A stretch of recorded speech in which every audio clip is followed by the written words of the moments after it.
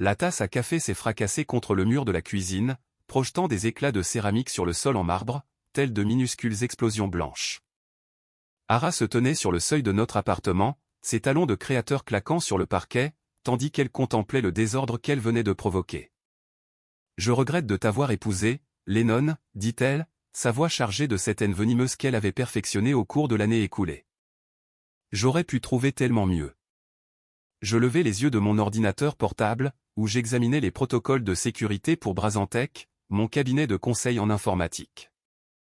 L'ironie de la situation ne m'échappait pas, moi qui passais mes journées à protéger les actifs numériques des autres, je voyais ma propre vie être systématiquement démantelée par la femme qui, 8 ans plus tôt, avait promis de m'aimer et de m'honorer. « Bonjour à toi aussi, ma chérie, dis-je en gardant un ton neutre. Des années à gérer des dirigeants d'entreprises en pleine crise de nerfs à cause de violations de données m'avaient appris la valeur du calme sous la pression. Les doigts parfaitement manucurés d'Ara agrippèrent le cadre de la porte. À 34 ans, avec ses cheveux blonds coiffés de cette manière faussement négligée qui coûtait probablement plus cher que le loyer de la plupart des gens, elle faisait encore tourner les têtes partout où elle allait.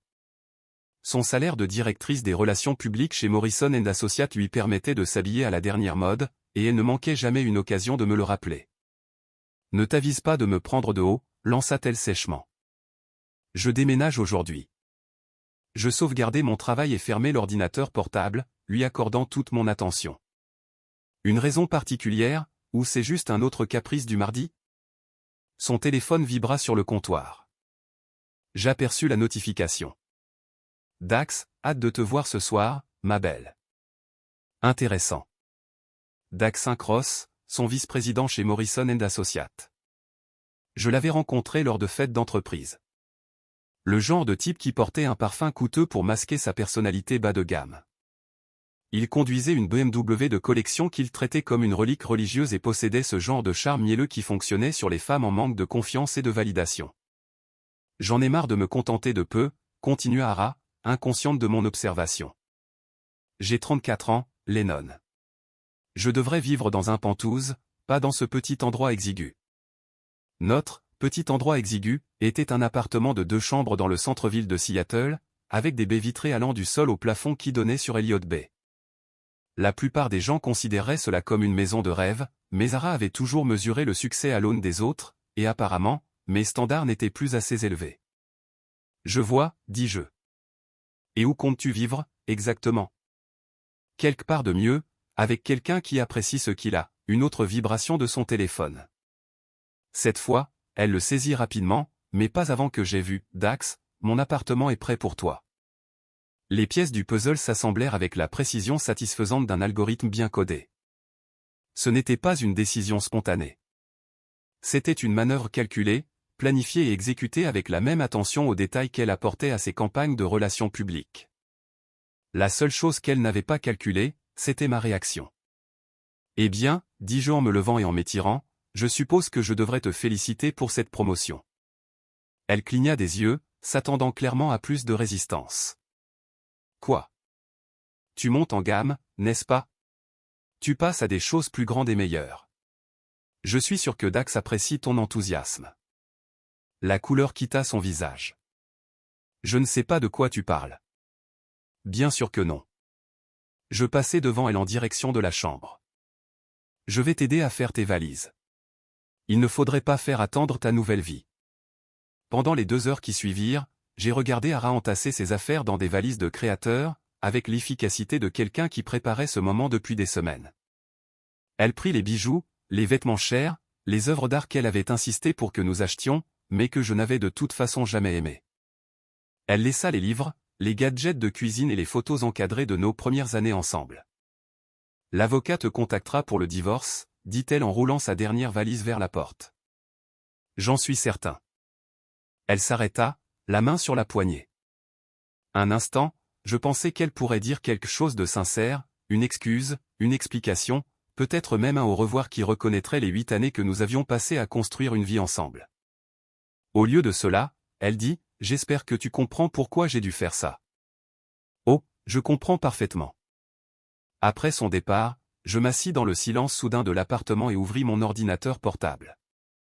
En tant que responsable de la sécurité informatique chez Brasantec, j'avais accès à des outils et à des ressources dont la plupart des gens ne pouvaient que rêver. J'avais bâti ma carrière sur la protection d'informations sensibles et la traque des menaces numériques. Il était temps de mettre ces compétences à usage personnel. Je commençais par les comptes de réseaux sociaux d'Ara. Elle n'avait jamais été particulièrement prudente avec ses paramètres de confidentialité, et des années de vie commune signifiaient que je connaissais ses mots de passe, ses questions de sécurité et ses habitudes. En moins d'une heure, j'avais un tableau complet de sa relation avec Dax, remontant à 6 mois. Les messages étaient nauséabonds de banalité. Beaucoup d'émojis en forme de cœur, des plaintes à mon sujet et des projets pour leur avenir commun. Mais c'étaient les photos qui racontaient vraiment l'histoire, des clichés intimes pris dans notre appartement pendant que j'étais au travail, des photos d'eux dans des restaurants où je n'étais jamais allé, la planification de vacances pour des voyages qu'elle m'avait décrits comme des week-ends entre filles. Je sauvegardais tout sur un disque crypté, puis je m'assis pour réfléchir à mes options. Ara avait fait son choix. Elle avait décidé que je n'étais pas assez bien, qu'elle méritait mieux, que notre mariage était quelque chose à jeter en faveur du fantasme que Dax lui avait vendu. Elle m'avait humilié, m'avait menti et avait balayé 8 ans comme s'il ne signifiait rien. Si elle voulait jouer à des jeux, j'allais lui montrer comment on jouait vraiment. Je pris mon téléphone et fis défiler mes contacts jusqu'à trouver Mera Tranks, la sœur cadette d'Ara. Mera était tout ce qu'Ara n'était pas. Pragmatique, honnête et farouchement loyale envers sa famille. Elle ne m'avait jamais beaucoup apprécié, mais elle avait encore moins de patience pour les menteurs et les tricheurs. Je joignis les preuves les plus accablantes à un email et tapai un simple message. Je pensais que tu devrais savoir ce que ta sœur a fait. Lennon. Mon doigt survola le bouton « Envoyer » pendant exactement 3 secondes. Puis j'appuyai. Si Ara voulait du drame, elle allait avoir droit à la version du réalisateur. Avant de plonger plus profondément dans cette histoire, j'ai une petite requête. S'il vous plaît, abonnez-vous, laissez un like, un commentaire, et cliquez sur le bouton hype pour booster cette chaîne afin que plus de gens puissent découvrir ces incroyables histoires de Reddit. Le lendemain matin, j'étais déjà à mon bureau chez Brazantech quand mon téléphone sonna. Le nom de Mera s'afficha à l'écran. Espèce de fils de sorcière, dit-elle sans préambule. C'est vrai, tout ça? Chaque pixel. Mon Dieu, Lennon. Je savais qu'elle était bizarre ces derniers temps, mais sa voix s'éteignit, et je pouvais l'entendre respirer lourdement à l'autre bout du fil. Depuis combien de temps? 6 mois, d'après ce que j'ai pu voir, peut-être plus. Et tu ne le découvres que maintenant? J'avais des soupçons. La performance d'hier les a confirmés. Mera resta silencieuse un long moment. Alors, qu'est-ce que tu vas faire? Ce que toute personne raisonnable ferait. Demander le divorce et continuer ma vie. C'est tout? Je souris, même si elle ne pouvait pas me voir. C'est tout. Mais bien sûr, ce n'était pas tout. Loin de là. Mon premier arrêt après le travail fut le bureau de Janet Morrison, la meilleure avocate en divorce de Seattle. Elle était chère, mais j'avais économisé de l'argent pendant des années pendant qu'Ara le dépensait, et je pouvais me permettre la meilleure. Je veux déposer la demande immédiatement, lui dis-je en faisant glisser un dossier sur son bureau. Et je veux geler tous les comptes et cartes de crédit communs, avec effet immédiat. Janet haussa un sourcil en parcourant les preuves. C'est assez complet. Vous travaillez dans l'informatique, vous avez dit? Conseil en sécurité. Je suis très méticuleux. Je vois ça. Oui, nous pouvons certainement travailler avec ça. Étant donné les preuves d'infidélité et de tromperie financière, vous êtes en position de force. Je ferai déposer les papiers avant la fin de la journée. Excellent. Une dernière chose. Je veux que tout soit gelé avant qu'elle ait une chance de vider nos comptes. Considérez que c'est fait. Le lendemain matin, alors que je révisais des protocoles de sécurité, mon téléphone personnel vibra. C'était un SMS d'un numéro inconnu. C'est Tori Brand, l'ami d'Ara. Nous devons parler. Tori Brand. Je me souvenais d'elle de diverses réunions sociales, une influenceuse avec un blog sur le style de vie et un talent pour les ragots. Elle était aussi, si je me souviens bien, perpétuellement à court d'argent malgré sa présence en ligne soigneusement entretenue. Je répondis par SMS, café sur Pine Street dans 1 heure. Tori attendait déjà quand je suis arrivé, son téléphone face contre la table et son sourire habituel de réseau social nulle part en vue. Elle ne sait pas que je suis là, dit-elle alors que je m'asseyais. Je m'en doutais. Écoute, je sais ce qu'elle t'a fait, et je sais ce qu'elle compte faire ensuite. C'est-à-dire ? Tori jeta un regard nerveux autour du café. Elle va essayer de détourner de l'argent de l'entreprise. Elle a monté une fausse proposition de projet de relations publiques, qu'elle compte utiliser pour siphonner des fonds vers un compte personnel. Intéressant. Et tu me dis ça parce que j'en ai marre qu'elle traite les gens comme des ordures. Sais-tu ce qu'elle a dit de toi la semaine dernière en buvant un verre ? La voix de Tori s'éleva légèrement. Elle a dit que tu étais ennuyeux au lit et qu'elle avait honte d'être vue en public avec toi. Je gardais une expression neutre mais enregistrais l'information. Ça a dû être inconfortable à entendre pour toi. C'était horrible. Et puis elle a commencé à dire qu'elle allait te prendre tout ce que tu possédais dans le divorce. Tori se pencha en avant.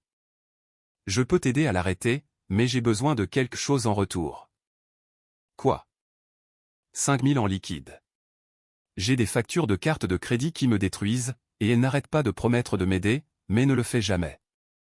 Je fis semblant de réfléchir. De quel genre d'aide parlons-nous ? Je peux te fournir des copies de ses plans, de ses communications avec Dax, des enregistrements où elle dit du mal de toi, tout ce dont tu as besoin. Marché conclu. Nous nous serrâmes la main et je sus que je venais de recruter mon premier agent double. Cet après-midi-là, j'étais de retour chez Brazantec quand mon téléphone professionnel sonna. C'était Janet Morrison. Les comptes sont gelés, dit-elle. Votre femme vient d'essayer d'utiliser sa carte de crédit dans un salon de coiffure haut de gamme. Elle a été refusée. Comment le savez-vous ? Parce qu'elle m'a appelé en hurlant. Apparemment, elle se faisait faire un traitement coûteux et n'a pas pu payer. Elle a dû appeler sa sœur pour venir la dépanner. Je ne pus m'empêcher de sourire. C'est regrettable. Il y a plus. Elle menace de s'en prendre aux actifs de votre entreprise. Elle dit qu'elle a droit à la moitié de tout ce que vous avez construit. Quel essai. Brazantec a été créé avant notre mariage, et j'ai les documents pour le prouver. Bien. Je vais préparer une réponse à ces menaces. En attendant, vous devriez peut-être faire attention. Les gens désespérés font des choses stupides. Elle n'avait pas tort. Ce soir-là, je reçus un appel de la sécurité de l'immeuble. Monsieur Brazin, nous avons votre femme ici qui exige l'accès à votre appartement. Elle dit que vous avez changé les serrures. Je n'avais pas changé les serrures, mais j'avais fait faire de nouvelles clés et désactiver sa carte d'accès électronique. Elle ne vit plus ici. Elle a déménagé hier. Elle est très contrariée, monsieur. Devrions-nous appeler la police ?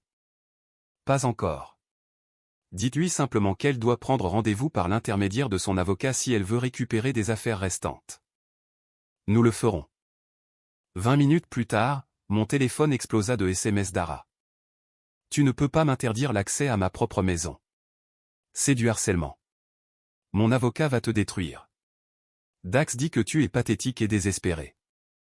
Je fis une capture d'écran de chaque message et les transférai à Janet Morrison.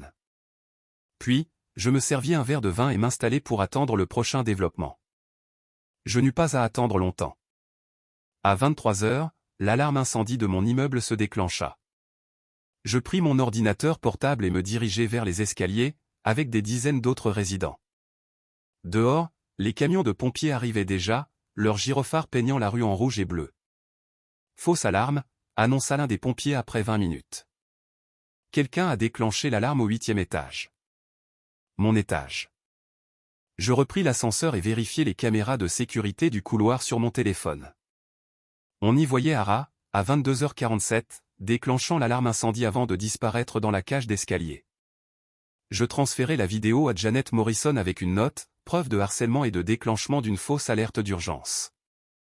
Puis, j'en envoyai une copie à Mera avec un message différent, ta sœur passe une sale nuit. Je pensais que tu devais savoir.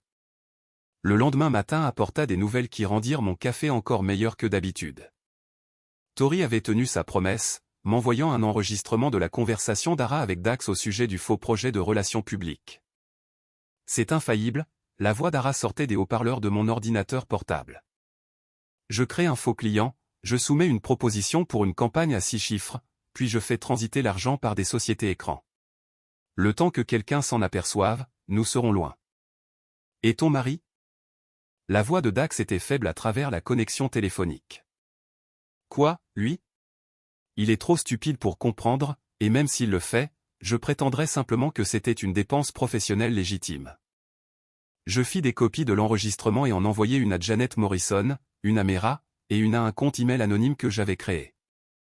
Ensuite, je me connectai au système de sécurité de Brasantec et commençai à préparer une petite surprise pour le faux projet de relations publiques d'Ara. Si elle voulait jouer à l'espionnage industriel, elle allait apprendre pourquoi j'étais le meilleur dans ce domaine. Mais d'abord, j'avais un problème plus immédiat à résoudre. Selon Tori, Ara et Dax prévoyaient de célébrer leur victoire sur moi avec un dîner dans un restaurant cher du centre-ville. Ils avaient réservé une table pour 2 chez Marcel S., le genre d'endroit où la carte des vins commençait à 50 $ la bouteille. Dommage qu'ils ne pourraient pas payer. Je pris mon téléphone et appelai le restaurant. Marcel S., Jennifer à l'appareil. Bonjour, ici Dax Cross. J'ai une réservation ce soir pour 2 personnes à 20 h. Je dois mettre à jour le moyen de paiement enregistré. Bien sûr, Monsieur Cross. Quel est le nouveau numéro de carte? Je lui donnai le numéro de l'une des cartes de crédit gelées d'Ara. Parfait. Nous vous verrons ce soir. J'ai hâte. Ça allait être amusant. L'appel est arrivé à 21 h 30, juste au moment où je m'installais avec un livre et un verre de vin.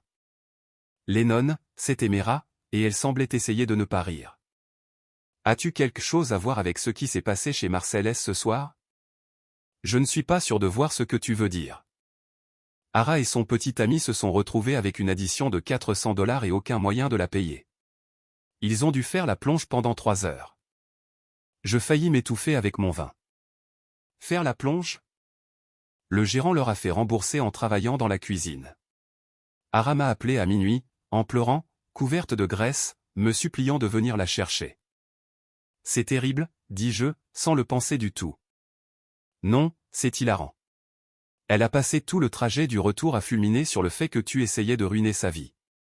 Je lui ai dit qu'elle aurait peut-être dû y penser avant de décider de te tromper et de voler son entreprise. Tu lui as dit que tu savais. Oh, oui. Et je lui ai dit exactement ce que je pensais de son comportement. Nous ne nous parlons plus. C'était regrettable. Mera était l'un des rares membres de la famille d'Ara que j'appréciais vraiment. Mais cela signifiait aussi que le système de soutien d'Ara commençait à s'effondrer. Le lendemain matin apporta des nouvelles encore meilleures. Tori m'envoya un SMS. Elle a essayé le coup du faux projet de relations publiques. Ça s'est retourné contre elle de manière spectaculaire. Je l'appelai immédiatement. Que s'est-il passé? Elle a soumis la proposition hier après-midi. Ce matin, son patron l'a convoquée dans son bureau avec les ressources humaines et l'enquêteur antifraude de l'entreprise. Apparemment, quelqu'un avait signalé la proposition comme suspecte et avait remonté la piste jusqu'à elle. Quelqu'un, hein. Ce que Tori ne savait pas, c'est que j'avais passé la soirée précédente à créer une piste numérique qui faisait briller la fausse proposition d'Ara comme une enseigne au néon pour quiconque possédant des compétences de base en jury-comptabilité. J'avais aussi veillé à ce que les sociétés écrans qu'elle avait créées soient liées à ces informations personnelles de manière immédiatement évidente pour les enquêteurs. Elle est suspendue le temps de l'enquête, continua Tori. Et il parle de porter plainte. C'est sérieux. Ça empire. Dax l'a complètement balancé. Il leur a dit qu'elle l'avait approché avec ce plan et qu'il avait essayé de l'en dissuader. Je n'étais pas surpris. Les hommes comme Dax étaient des lâches dans l'âme, toujours prêts à sacrifier quelqu'un d'autre pour se sauver. Comment le prend-elle? Pas bien. Elle a appelé tout le monde qu'elle connaît, essayant de trouver quelqu'un pour lui prêter de l'argent pour un avocat. Jusqu'à présent, personne n'a accepté. Tiens-moi au courant. Je le ferai. Oh, et Lennon, les 5000 que tu m'as promis, je vais en avoir besoin bientôt. Mon propriétaire s'impatiente. Je te les donnerai cet après-midi. Après avoir raccroché, je me suis penché en arrière dans mon fauteuil de bureau et j'ai réfléchi à mon prochain coup. Ara était suspendue de son travail, coupée de sa famille et risquait des poursuites pénales. Dax l'avait trahi pour se sauver. Elle était isolée, désespérée et commençait probablement à paniquer. Parfait. J'ai passé la matinée à travailler sur des affaires légitimes de Brasantec, mais mon cœur n'y était pas vraiment. Je n'arrêtais pas de penser à Ara, probablement assise dans son nouvel appartement avec Dax, réalisant que son évasion soigneusement planifiée de notre mariage s'était transformée en cauchemar. Au déjeuner, j'ai retrouvé Tori dans un petit café près de son appartement. Elle avait l'air fatiguée et stressée, son vernis habituel des réseaux sociaux ayant disparu. « Tiens », dis-je en faisant glisser une enveloppe sur la table. 5000, comme promis. Elle la saisit avec empressement. « Merci. Tu n'as pas idée à quel point ça m'aide. » En fait, si. J'ai vu tes relevés de carte de crédit. Elle leva brusquement les yeux. Quoi? Ara me les a montrés il y a des mois. Elle se moquait de toi, disant que tu ne pouvais pas te permettre ton style de vie mais que tu continuais à prétendre avoir du succès en ligne. Elle t'a traité de fausse influenceuse vivant dans un monde imaginaire. Le visage de Tori devint pâle, puis rouge. Elle a dit ça parmi d'autres choses. Elle a aussi dit que tu étais désespérée et pathétique, et qu'elle ne te gardait dans son entourage que parce que ça la faisait se sentir mieux dans sa peau. Je mentais. Bien sûr, Ara ne m'avait jamais montré les informations financières de Tori ni dit ces mots précis. Mais je connaissais assez bien Ara pour savoir qu'elle les penserait. Et je connaissais assez bien Tori pour savoir qu'elle les croirait. Cette sorcière, murmura Tori. Je la couvre depuis des mois, je trouve des excuses quand les gens demandent où elle est, je mens à son mari, elle leva les yeux vers moi, le feu dans le regard. De quoi d'autre as-tu besoin? Je veux tout savoir. Chaque conversation, chaque plan, chaque faiblesse. Et je veux que tu commences à lui donner de fausses informations. Quel genre de fausses informations? Dis-lui que je prévois d'abandonner la procédure de divorce. Dis-lui que je suis prêt à la reprendre si elle s'excuse. Fais-lui croire qu'elle a encore une chance de sauver la situation. Pourquoi? Parce que les gens désespérés font des erreurs. Et je veux qu'elle en fasse une très grosse. Cet après-midi-là, j'ai reçu un appel de Janet Morrison. L'avocat de votre femme m'a contacté. Il dit qu'ils veulent négocier. Qu'est-ce qu'il propose? Un partage à 50/50 de tous les actifs, plus une pension alimentaire pendant 5 ans. En échange, elle acceptera de ne pas contester le divorce. Contre-offre, elle n'obtient rien, sauf ses effets personnels, et elle signe un accord de non-divulgation l'empêchant de discuter publiquement de notre mariage. C'est assez dur, Lennon. Même avec les preuves d'infidélité, un juge pourrait lui accorder quelque chose. Qu'ils essaient. J'ai plus de preuves qu'ils ne le pensent. Quel genre de preuves?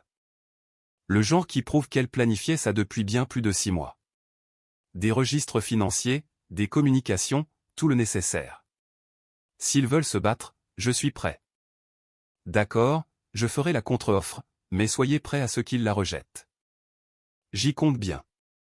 Ce soir-là, j'étais à la maison, travaillant sur mon ordinateur portable, quand le concierge de l'immeuble appela. Monsieur Brazin, un certain monsieur Cross est ici pour vous voir. Dois-je le faire monter? Intéressant. Non, je descends. Je trouvais Dax dans le hall, arpentant nerveusement dans son costume coûteux. Il avait l'air de ne pas avoir dormi depuis des jours, et sa confiance mielleuse habituelle avait disparu. Lennon, dit-il en s'approchant. Nous devons parler. Ah oui? Écoute, toute cette situation a dérapé. Ara elle ne gère pas bien la pression. Je l'imagine. Le truc, c'est qu'elle parle de faire quelque chose de radical, quelque chose qui pourrait blesser beaucoup de gens. Comme quoi? Dax jeta un regard nerveux autour du hall. Elle a des dossiers sur des gens de l'entreprise, des clients, des dirigeants des informations confidentielles. Elle menace de tout divulguer s'il n'abandonne pas l'enquête pour fraude. Ce serait incroyablement stupide de sa part. Oui, ça le serait. C'est pourquoi je suis ici. Je pense que tu es la seule personne qui puisse la raisonner. J'ai failli rire. Tu veux que j'aide la femme qui m'a trompé et qui a essayé de voler son entreprise. Je veux que tu l'empêches de se détruire complètement, et peut-être de m'entraîner dans sa chute. Voilà. Dax ne se souciait pas du bien-être d'Ara. Il s'inquiétait pour sa propre peau. Qu'est-ce qui te fait croire qu'elle m'écouterait? Parce qu'elle t'aime encore. Là, j'ai ri. Vraiment? Je suis sérieux. Elle parle de toi constamment, de l'erreur qu'elle a commise, de comment elle aimerait pouvoir tout effacer. Elle s'est convaincue que si elle peut juste régler ce gâchis, tu lui pardonneras. Et qu'en penses-tu? Le masque de Dax tomba un instant, et je vis la peur en dessous. Je pense qu'elle est délirante, mais je pense aussi qu'elle est dangereuse. Elle n'a plus rien à perdre, Lennon. Ça la rend imprévisible. Je vois. Et qu'est-ce que tu me demandes de faire, exactement? Parle-lui. Convainc-la d'accepter l'accord de plaidoyer que les procureurs lui proposent. Fais-lui abandonner cette stratégie de la terre brûlée avant qu'elle ne ruine tout le monde, y compris toi. Y compris moi. Je fis semblant de réfléchir. J'y penserai. Merci. Je sais que c'est gênant, mais, Dax. Ouais. Si tu reviens un jour dans mon immeuble, je demanderai à la sécurité de te jeter dehors. C'est clair? Il hocha rapidement la tête et se dirigea vers la porte. Je le regardai partir, puis sortis mon téléphone et appelai Tori. Ça marche, dis-je quand elle répondit. Ils commencent à se retourner l'un contre l'autre. Que veux-tu que je fasse? Dis à Ara que Dax est venu me voir. Dis-lui qu'il essaie de négocier un accord pour se sauver. Et dis-lui que je suis prêt à la rencontrer, mais seulement si elle vient seule. Où? Au café où nous nous sommes rencontrés pour la première fois. Demain à midi. Ça devient intense, Lennon. Ça va devenir beaucoup plus intense. Le café était presque vide quand je suis arrivé à 11h45. J'ai choisi une table près du fond, avec une vue dégagée sur l'entrée et la rue. De vieilles habitudes de mon travail en cybersécurité. Toujours connaître ses sorties. Toujours contrôler l'environnement. Ara arriva exactement à l'heure, ce qui me surprit. La ponctualité n'avait jamais été l'une de ses forces pendant notre mariage. Elle avait une mine affreuse. Ses cheveux habituellement parfaits étaient attachés en une queue de cheval désordonnée. Ses vêtements de créateur étaient froissés et elle avait des cernes sous les yeux qu'aucun maquillage ne pouvait cacher. Elle me repéra immédiatement et s'approcha, ses talons claquant sur le parquet avec moins d'assurance que d'habitude. « Merci d'avoir accepté de me voir », dit-elle en s'asseyant en face de moi. « Tori a dit que tu voulais parler. » En effet. Elle croisa les mains sur la table et je remarquai qu'elle portait toujours son alliance. Intéressant. Lennon, j'ai fait une terrible erreur. Laquelle? Il y en a eu tellement ces derniers temps. Elle tressaillit. Je sais que tu es en colère. Tu as tout à fait le droit de l'être. Mais je veux que tu saches que rien de tout ça n'était censé se passer comme ça. Comment c'était censé se passer? J'allais te parler de Dax. J'allais demander une séparation. Nous donner à tous les deux le temps de réfléchir. Je n'ai jamais voulu que tu l'apprennes de cette façon. Donc, tu prévoyais de me tromper avec plus de tact. Quelle délicatesse. Ce n'était pas comme ça. Sa voix devenait plus forte et les quelques autres clients du café commençaient à nous regarder. J'étais perdu, seul. Tu travaillais tout le temps, toujours concentré sur tes ordinateurs et tes clients. Je me sentais invisible. Alors tu as décidé de devenir visible pour quelqu'un d'autre. Oui. Non. Je ne sais pas. Elle mit sa tête dans ses mains. Tout s'effondre, Lennon. Mon travail, ma famille, toute ma vie. J'ai besoin de ton aide. Mon aide? L'enquête pour fraude. Je sais que tu as quelque chose à voir là-dedans. Tu es le seul assez intelligent pour monter ce genre de piège numérique. Je gardais une expression neutre. C'est une accusation sérieuse. Ce n'est pas une accusation. C'est un fait. Et je ne suis pas en colère à ce sujet. Je le méritais. Mais j'ai besoin que tu fasses en sorte que ça s'arrête. Je ne pense pas pouvoir faire ça. Même si je le voulais, ce qui n'est pas le cas. Son sang-froid finit par craquer. S'il te plaît, Lennon. Je t'en supplie. Je ferai n'importe quoi. Je signerai tous les papiers de divorce que tu voudras. J'abandonnerai toute prétention sur tes biens. Aide-moi juste à me sortir de ce pétrin. Pourquoi ferais-je ça? Parce que tu m'as aimé un jour. Parce que nous avons eu 8 bonnes années ensemble avant que tout ne tourne mal. Parce que je te demande d'être le plus intelligent. Je me penchai en arrière dans ma chaise et étudiai son visage. Elle était vraiment désespérée, peut-être même sincèrement désolée. Mais c'était trop peu, trop tard. Non, dis-je simplement. Non, je ne t'aiderai pas. Non, je ne serai pas le plus intelligent. Et non, ça m'est égal que tu sois désolé. Elle me fixa comme si je l'avais giflé. Tu ne peux pas être sérieux. Je suis absolument sérieux. Tu as fait tes choix, Ara. Tu as choisi Dax plutôt que moi. Tu as choisi la tromperie plutôt que l'honnêteté. Tu as choisi d'essayer de voler de l'argent à ton entreprise plutôt que d'affronter les conséquences de tes actes. Maintenant, tu dois vivre avec ces choix. Mais je pourrais aller en prison. Oui, tu pourrais. Et ça ne te dérange pas? Pas le moins du monde. Elle se rassit dans sa chaise, son visage passant par le choc, la douleur et finalement la colère. Tu aimes ça, n'est-ce pas? Plus que je ne le devrais probablement. Tu es malade. Ce n'est pas l'homme que j'ai épousé. Tu as raison. L'homme que tu as épousé était assez naïf pour te faire confiance. Il n'est plus là. Elle se leva brusquement, renversant sa chaise. Ce n'est pas fini, Lennon. J'ai encore des options. Non, vraiment pas. Elle sortit en trombe, me laissant seul avec mon café et un profond sentiment de satisfaction. La première phase de mon plan était terminée. Ara était isolée, désespérée et commençait à faire le genre d'erreur qui l'achèverait complètement. Je sortis mon téléphone et appelai Tori. Comment ça s'est passé, demanda-t-elle. Parfaitement. Elle est exactement là où je la veux. Quelles sont les dernières nouvelles du côté de Dax? Il panique. L'histoire de l'enquête pour fraude circule dans l'entreprise et les gens commencent à prendre leur distance avec lui. Il a essayé d'obtenir des réunions avec les dirigeants pour expliquer sa version des faits, mais personne ne veut le voir. Bien. Et la famille? Mera tient bon. Elle a parlé à ses parents de l'affaire et des accusations de fraude. Ils ne répondent plus à ses appels. Excellent. Continue de surveiller la situation et préviens-moi si quelque chose change. Cet après-midi-là, j'étais de retour chez Brazantec quand mon assistante frappa à ma porte. Monsieur Brazin, quelqu'un est là pour vous voir. Il dit que c'est personnel.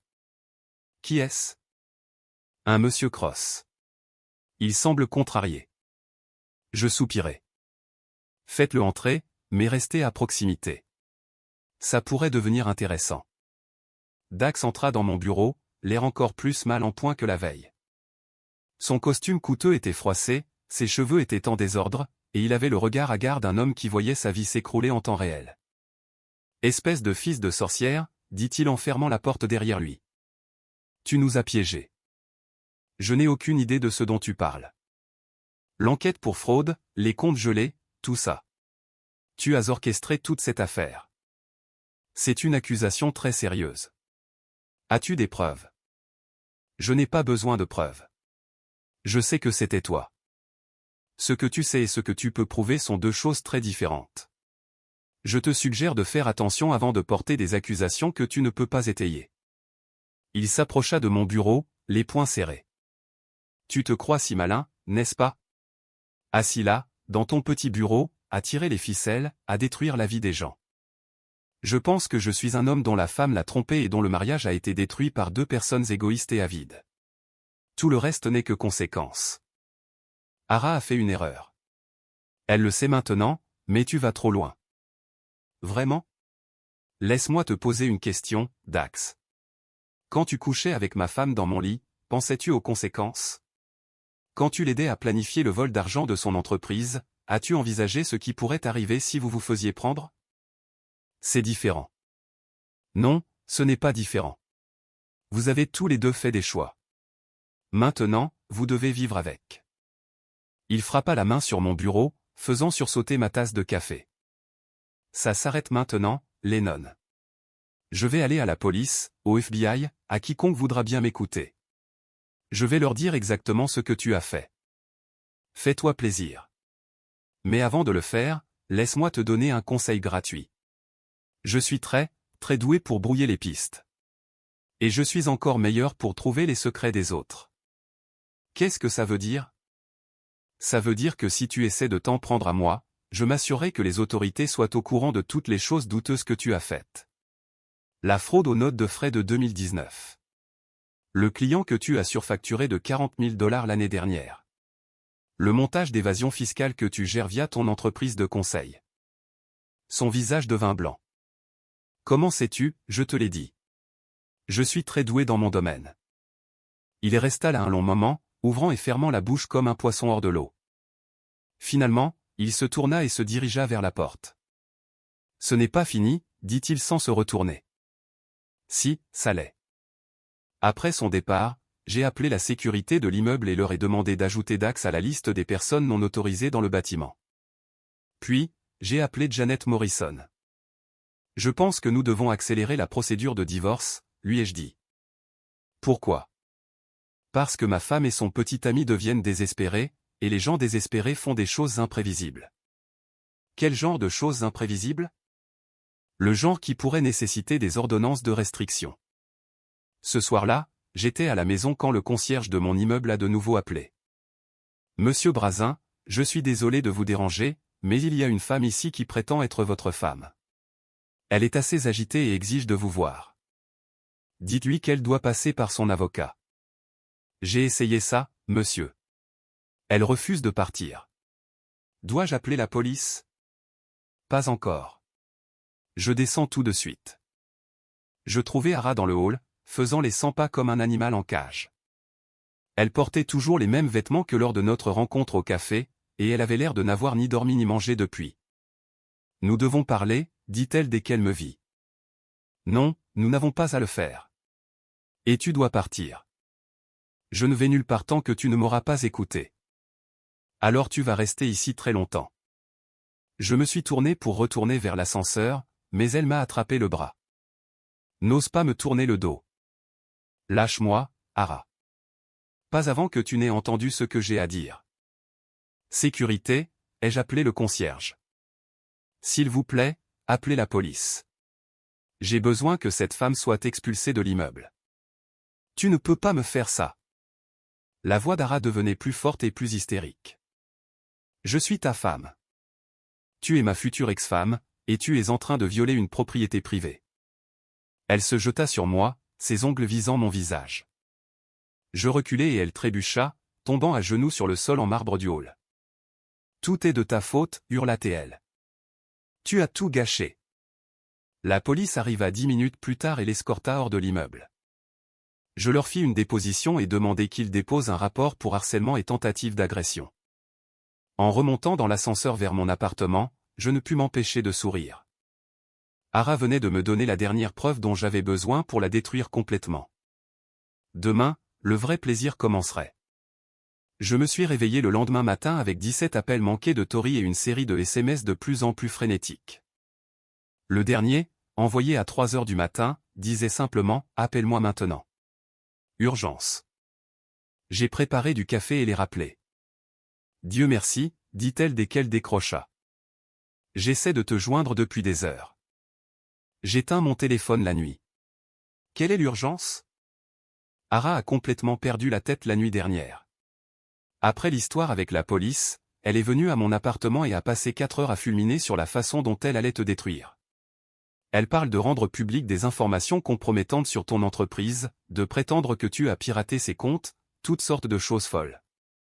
Quel essai! J'ai des documents pour tout ce que j'ai fait, et tout est parfaitement légal. Ce n'est pas la partie effrayante. La partie effrayante, c'est ce qu'elle prévoit de faire aujourd'hui. C'est-à-dire? Elle va à ton bureau. Elle est convaincue que si elle peut juste te confronter devant tes employés et tes clients, elle pourra d'une manière ou d'une autre renverser la situation. Je posai ma tasse de café. À quelle heure? Elle est partie d'ici il y a 1 heure. Elle a dit qu'elle serait là quand tu arriverais. Je regardai ma montre. Il était 7h30. J'arrivais habituellement au bureau à 8h. Merci pour l'avertissement. Lennon, sois prudent. Elle ne réfléchit plus clairement et elle n'a plus rien à perdre. Je m'en occupe. J'ai raccroché et j'ai appelé Janet Morrison. J'ai besoin d'une ordonnance de restriction d'urgence, lui ai-je dit. Ma femme a essayé de m'agresser la nuit dernière et elle menace de perturber mon entreprise. Je peux faire déposer les documents dans l'heure, mais elle ne sera pas signifiée avant cet après-midi au plus tôt. Ce sera peut-être trop tard. Pourquoi? Parce qu'elle prévoit de me tendre une embuscade au travail ce matin. Appelez la police. Si elle se présente à votre bureau, faites-la arrêter pour violation de l'ordonnance de non-contact d'hier soir. Je le ferai. Je me suis douché, habillé, et j'ai conduit jusqu'à Brasantec, arrivant avec 15 minutes d'avance. Ara attendait sur le parking, appuyée contre sa voiture et fumant une cigarette. Elle avait l'air d'avoir passé la nuit blanche. Ses vêtements étaient en désordre, son maquillage était maculé et ses mains tremblaient. Je me suis garé aussi loin d'elle que possible et j'ai appelé la sécurité de l'immeuble. Ici Lennon Brazin. J'ai besoin d'une escorte du parking à mon bureau. Il y a une situation. 2 gardes de sécurité m'ont rejoint à ma voiture et m'ont accompagné vers l'entrée du bâtiment. Ara nous a interceptés à mi-chemin. Lennon, nous devons parler. Madame, vous devez reculer, dit l'un des gardes. Je suis sa femme. J'ai le droit de lui parler. Non, tu n'as pas ce droit, dis-je calmement. Tu es en infraction sur une propriété privée, et tu violes l'ordonnance de police d'hier soir. Quelle ordonnance de police? Celle qui dit que tu n'as pas le droit de me contacter ou de t'approcher de moi. Son visage devint pâle. Ce n'est pas ils n'ont rien dit sur, l'ignorance de la loi n'est pas une excuse. Messieurs, s'il vous plaît, appelez la police et faites expulser cette femme. Attends. Ara s'approcha et les 2 gardes se mirent en travers de son chemin. Lennon, s'il te plaît. J'ai juste besoin de 5 minutes. Je peux arranger ça. Je peux tout arranger. Il n'y a rien à arranger. C'est fini, Ara. Non, ce n'est pas fini. Je t'aime. J'ai fait une erreur, mais je t'aime. Tu aimes la sécurité que je t'offrais. Tu aimes le style de vie que je te donnais. Tu ne m'as jamais aimé. Ce n'est pas vrai. C'est vrai. Et au fond de toi, tu le sais. La police arriva juste au moment où elle commençait à pleurer. C'étaient les mêmes officiers qui étaient intervenus la nuit précédente, et ils nous reconnurent tous les 2 immédiatement. Madame, dit l'un d'eux à Ara, nous allons devoir vous demander de venir avec nous. Je n'ai rien fait de mal. Vous avez violé les conditions de votre libération d'hier soir. On vous a dit de ne pas contacter ni approcher Monsieur Brazin. Alors qu'il l'emmenait, elle se retourna vers moi une dernière fois. Ce n'est pas fini, Lennon. Je trouverai un moyen de te le faire payer. J'y compte bien, dis-je doucement. Le reste de la matinée fut un tourbillon d'appels téléphoniques et de réunions. Janet Morrison appela pour confirmer que l'ordonnance de restriction avait été déposée et serait signifiée cet après-midi. La police appela pour me faire savoir qu'Ara avait été inculpée de harcèlement et de violation d'une ordonnance du tribunal. Tori appela pour signaler que Dax essayait frénétiquement de se distancier d'Ara et avait apparemment dit à plusieurs personnes qu'elle était mentalement instable. Au déjeuner, je suis allé en voiture dans un petit restaurant de l'autre côté de la ville où j'avais rendez-vous avec Mera. Elle attendait déjà quand je suis arrivé, l'air fatigué et frustré. « Comment vas-tu » ai-je demandé en m'asseyant. « J'ai connu des jours meilleurs. Ma sœur a officiellement perdu la tête. » C'est ce que j'ai entendu. Elle m'a appelé ce matin de prison, en pleurant et en me suppliant de payer sa caution.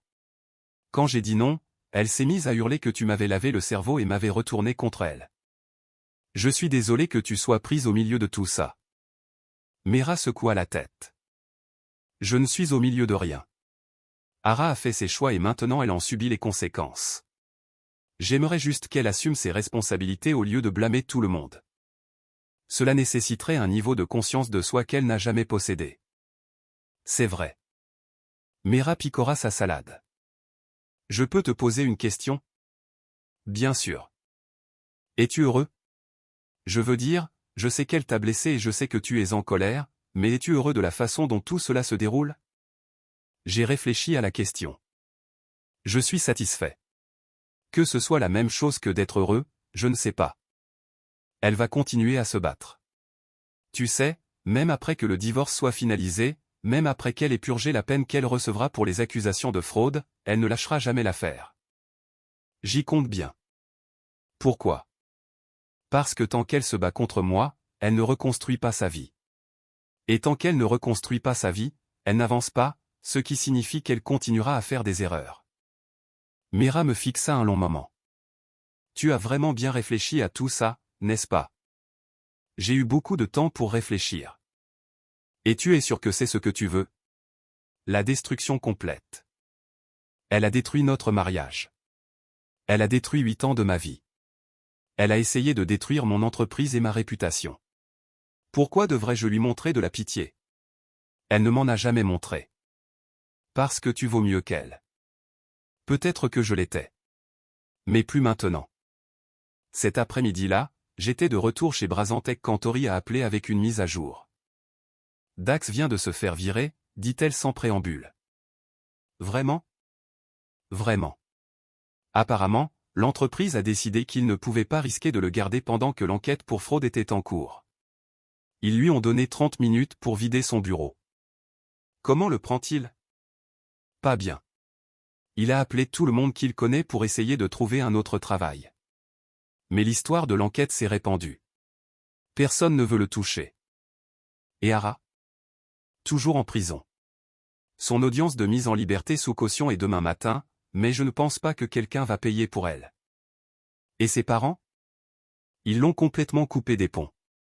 Mira leur a parlé de l'arrestation ce matin, et c'était la goutte d'eau. Parfait. Ara était en prison. Dax était au chômage et inemployable, et leur système de soutien s'était effondré. Ils étaient tous les deux exactement là où je les voulais, désespérés, isolés et à court d'options.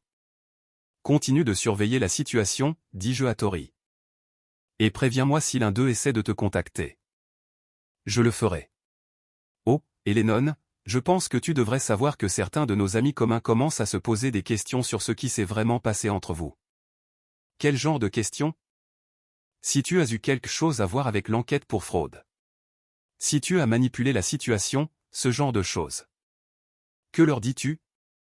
Que Ara a cherché les ennuis et que tu ne fais que te protéger. Mais je ne sais pas combien de temps ça va satisfaire les gens. Laisse-les poser des questions. Je n'ai rien à cacher. C'était en grande partie vrai. Tout ce que j'avais fait était légal, sinon entièrement éthique, mais j'avais été très prudent pour couvrir mes traces, et j'étais confiant que personne ne pourrait prouver que j'avais orchestré la chute d'Ara. Ce soir-là, j'étais à la maison quand mon téléphone a sonné. C'était un numéro que je ne reconnaissais pas. Bonjour, monsieur Brazin. Ici l'inspectrice Sarah Williams du département de police de Seattle. J'enquête sur l'affaire de fraude impliquant votre femme ex-femme. Oui, j'attendais votre appel. J'aimerais vous poser quelques questions si cela ne vous dérange pas. Pas du tout. Dois-je faire venir mon avocat? C'est à vous de décider. Pour l'instant, vous n'êtes suspect dans aucune affaire. J'essaie juste d'avoir une image complète de ce qui s'est passé. D'accord. Que voudriez-vous savoir? Commençons par la chronologie. Quand avez-vous pris conscience pour la première fois de la relation de votre femme avec Monsieur Cross? Je lui ai raconté la même histoire que j'avais racontée à tout le monde, que j'avais découvert l'affaire le jour où elle avait déménagé, et que tout le reste en avait découlé. J'ai pris soin de m'en tenir aux faits et d'éviter tout détail qui pourrait suggérer que je planifiais ma vengeance depuis plus de quelques jours. Et vous n'aviez aucune connaissance préalable de la proposition de relations publiques frauduleuses? Aucune. Je l'ai appris de la même manière que tout le monde, lorsque les enquêteurs antifraude de l'entreprise l'ont signalé. Je vois. Et vous travaillez dans la sécurité informatique, c'est bien ça? C'est exact. Donc, vous auriez les connaissances techniques pour mettre en place le type de piège numérique qui a révélé la fraude? Je les aurais, mais des milliers d'autres personnes dans cette ville aussi. La sécurité informatique est un domaine assez courant de nos jours. C'est vrai. Eh bien, je pense que c'est tout ce dont j'ai besoin pour l'instant. Merci pour votre temps, inspectrice. Puis-je demander comment se déroule l'enquête? Je ne peux pas discuter des détails, mais je dirais que nous avons un dossier très solide. Votre ex-femme et Monsieur Cross ont commis beaucoup d'erreurs. J'en suis sûr. Après avoir raccroché, je me suis versé un verre de vin et me suis assis pour planifier la phase finale de ma vengeance. Ara et Dax étaient tous deux confrontés à des accusations criminelles, au chômage et à l'isolement social. Mais ce n'était pas suffisant. Je voulais qu'ils comprennent complètement et totalement que leurs actions avaient des conséquences. Je voulais qu'ils sachent que c'était moi qui avais orchestré leur chute. Et je voulais que tout le monde le sache aussi. Il était temps pour la confrontation finale. L'audience de mise en liberté sous caution était fixée à 9 h du matin un vendredi. Je suis arrivé au palais de justice en avance et j'ai pris place au fond de la salle d'audience, vêtu de mon plus beau costume et affichant un sourire satisfait. Hara a été amenée, vêtue d'une combinaison orange qui jurait horriblement avec son teint. Ses cheveux étaient gras, son maquillage avait disparu, et elle semblait avoir vieilli de 5 ans en une semaine. Quand elle m'a vu dans la salle, ses yeux se sont écarquillés de surprise, puis se sont plissés de rage. L'audience fut brève. L'avocat commis d'office d'Hara plaida pour une caution raisonnable, citant ses liens avec la communauté et son absence d'antécédents judiciaires. Le procureur a répliqué en soulignant qu'elle faisait face à de graves accusations de fraude et avait déjà violé une ordonnance du tribunal. Le juge a fixé la caution à 50 000 $. L'accusée a-t-elle quelqu'un qui peut payer la caution, demanda le juge. L'avocat d'Hara regarda autour de la salle d'audience. Espoir vain. À part moi, il n'y avait que quelques autres personnes présentes, le personnel du tribunal, d'autres accusés attendant leur audience, et une journaliste du journal économique local qui couvrait l'affaire de fraude.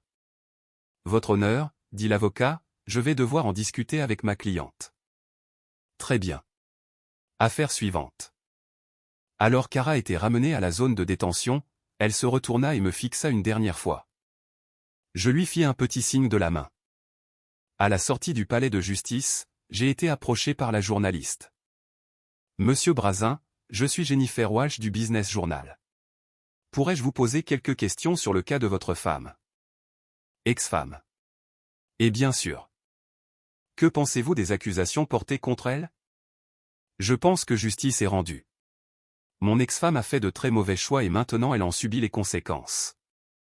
Certaines personnes suggèrent que vous auriez pu jouer un rôle dans la révélation de la fraude. Un commentaire à ce sujet? Je suis un professionnel de la sécurité informatique. C'est mon travail de repérer et de prévenir la fraude. Si mon expertise a aidé à mettre cette affaire en lumière, alors je suis heureux d'avoir pu aider. Donc, vous admettez que vous étiez impliqué? Je dis que j'ai fourni des informations aux autorités compétentes lorsque j'ai pris connaissance d'une activité criminelle potentielle.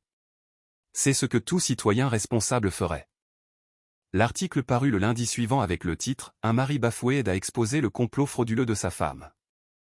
Il comprenait des citations de moi, des détails sur l'arrestation d'Hara et des spéculations sur le rôle de Dax dans la conspiration. Le mardi, il avait été repris par 3 autres médias locaux. Mercredi matin, j'ai reçu un appel de Tori. « As-tu vu la couverture médiatique ?» demanda-t-elle. Difficile de la manquer. Hara est furieuse. Elle m'appelle de prison, fulminant sur le fait que tu as détruit sa réputation et ruiné sa vie. Sa réputation a été détruite au moment où elle a décidé de tromper son mari et de voler son entreprise. Je me suis juste assuré que les gens le sachent. Elle parle de plaider non coupable et de contester les accusations. Elle dit qu'elle va prétendre que tu l'as piégée. Bonne chance avec ça. Les preuves contre elle sont accablantes, et la plupart proviennent de ses propres actions. Et Dax? Quoi, lui?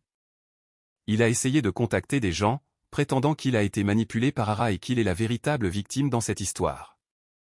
Comment ça marche pour lui? Pas bien. Personne ne veut s'associer à l'un ou l'autre en ce moment. Cet après-midi-là, en quittant Brazantec, j'ai aperçu une silhouette familière assise sur un banc de l'autre côté de la rue. Dax avait l'air terrible, non rasé, portant des vêtements dans lesquels il semblait avoir dormi, fixant le bâtiment avec les yeux vides d'un homme qui avait tout perdu. Je me suis approché de lui. « Vous attendez quelqu'un ?» ai-je demandé. Il leva les yeux vers moi avec un mélange de haine et de désespoir. « C'est toi qui as fait ça. Tu nous as détruits tous les deux. » Je n'ai rien fait, si ce n'est me protéger et protéger mon entreprise de 2 personnes qui ont essayé de tricher et de voler pour réussir. Tu as tout manipulé. L'enquête pour fraude, la couverture médiatique, tout ça. Prouve-le. Il se leva en titubant légèrement. Je pouvais sentir l'alcool sur son haleine. Je n'ai pas à le prouver. Je le sais et tu le sais. Ce que je sais, c'est que toi et Hara avez pris une série de décisions terribles et que vous en subissez maintenant les conséquences. Ce que tu sais, c'est que tu es au chômage, inemployable, et que tu vas probablement aller en prison. Ce n'est pas fini. Si, ça l'est. Tu es fini, Dax. Vous l'êtes tous les deux. Et la beauté de la chose, c'est que vous vous êtes fait ça à vous-même. Il fit un pas vers moi, les poings serrés. Tu te crois si malin. Je ne pense pas être malin. Je sais que je suis malin. Assez malin pour déjouer deux personnes qui pensaient pouvoir tricher toute leur vie sans conséquence. J'aurais dû m'occuper de toi différemment dès le début. Tu aurais dû ne pas toucher à ma femme. Mais tu l'as fait. Et maintenant, nous en sommes là. Il resta là un long moment, ouvrant et fermant la bouche comme s'il voulait dire autre chose. Finalement, il se tourna et s'éloigna, les épaules voûtées par la défaite. Je le regardai partir, puis sortis mon téléphone et appelai Mera. C'est fini, dis-je quand elle répondit. L'affaire judiciaire, tout. Ara est en prison. Dax est brisé et tout le monde sait exactement ce qu'ils ont fait. Justice a été rendue. Et comment te sens-tu? Satisfait. Complet. Prêt à avancer dans ma vie. Bien. Tu mérites un peu de paix après tout ce qu'ils t'ont fait subir. Merci Mera. Pour tout. Prends soin de toi, Lennon. Ce soir-là, je me suis assis dans mon appartement avec un verre de vin et j'ai regardé Elliott Bay. Le soleil se couchait, peignant l'eau d'or et d'orange, et pour la première fois depuis des mois, je me sentais vraiment détendu. Mon téléphone vibra. C'était un SMS de Tori. Ara a accepté un accord de plaidoyer. 2 ans de prison, restitution complète à l'entreprise. Dax devrait accepter un accord similaire la semaine prochaine. Je souris et répondis, justice servie. Puis j'éteignis mon téléphone, finis mon vin et commençai à planifier le reste de ma vie. Une vie sans Ara, sans drame, sans gens qui pensaient pouvoir m'utiliser et me trahir sans conséquence.